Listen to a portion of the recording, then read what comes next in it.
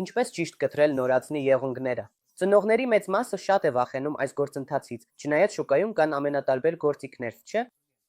Մենք ունենք ունելիքներ, ունենք փոքրիկ մկրատներ եւ նույնիսկ հատուկ եղունգի սղոցիկներ։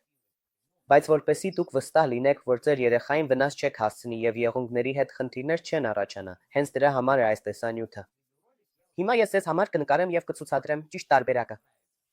Եկեք պայմանականորեն պատկերենք այսպիսի գեղեցիկ մի եղունգ։ Հիմա ես այն կցուցադրեմ ձեր էկրաններին։ Այո, սովորաբար եղունգը այսպես է երևում։ Ինչ են սովորաբար անում ծնողները։ Նրանք կտրում են եղունգը եւ երբեմն, երբ ինչ որտեղ կոտրվում է, օրինակ, այս եղունգը այսպես կախված է մնում, չէ՞։ Երբեք ոչ մի դեպքում մեզ չի կարելի փորձել ինչ որ կերպ պոկել այս մնացած եղունգը։ Մենք միշտ պետք է մինչ վերջ կտրենք։ Թե ձեռքերի, թե ոտքերի վրա մենք կտրում ենք եղունգները բացառապես ուղիղ։ Իսկ կողքի անհարթությունները պարզապես կլորացնում ենք։ Եթե սա պատկերացնել տեխնիկապես, ապա դա այսպես կերևա։ Այսինքն թե ձեռքերի, թե ոտքերի վրա եղունգները մենք կտրում ենք ուղիղ, իսկ այդ անհարթությունները կլորացնում ենք, որպեսզի նվազեցնենք ներծծվող եղունգի ռիսկի գործոնները։